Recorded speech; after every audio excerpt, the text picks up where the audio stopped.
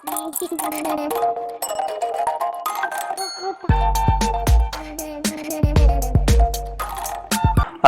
আলাইকুম বন্ধুরা, সবাই কেমন আছেন?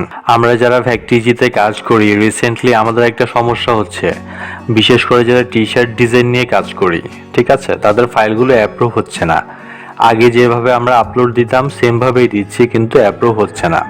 আজকের ভিডিওটা দেখুন, আশা করি এই সমস্যার সমাধান পাবেন। ফাইলগুলো অ্যাপ্রুভ না হওয়ার পেছনে তারা যে কারণ দেখাচ্ছে সেটি হচ্ছে, after careful consideration we are unable to accept your file. অর্থাৎ এখানে তারা বলছে যে আপনার ফাইলটি তারা অ্যাপ্রুভ করতে পারছে না।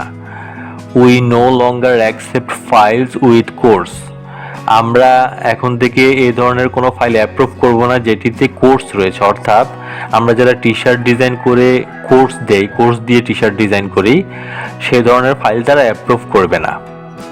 এরপর হচ্ছে প্লেন টেক্সট ইমেজ, অর্থাৎ কোর্সগুলো এক্সপ্যান্ড করে দিলে সেটা ইমেজ হয়ে যায়, সেই ধরনের ফাইলও তারা অ্যাপ্রুভ করবে না।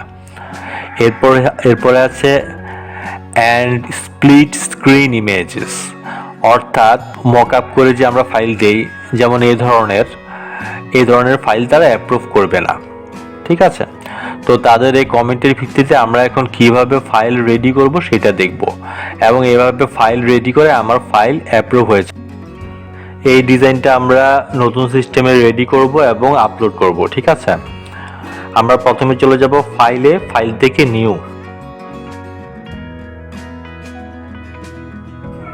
তারপর উইডথ সিলেক্ট করে দেব 2200 পিক্সেল এবং হাইট সিলেক্ট করে দেব 2200 পিক্সেল।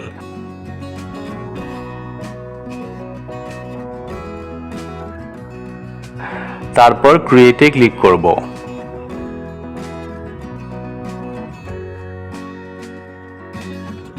তারপর আমরা কোনো রকম মক আপ না করে জাস্ট হচ্ছে একটা ব্যাকগ্রাউন্ড দিব, তারপর আমাদের ডিজাইনটা ড্র্যাগ করে এখানে নিয়ে আসব।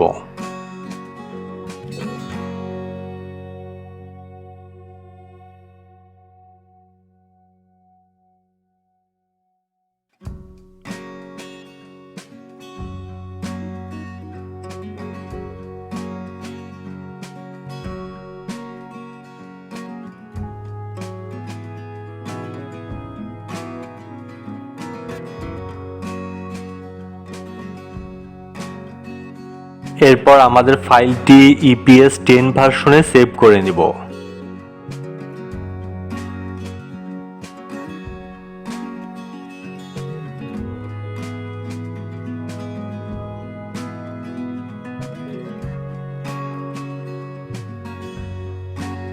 এখানে দেখতে পাচ্ছেন আমাদের ফাইলটি রেডি।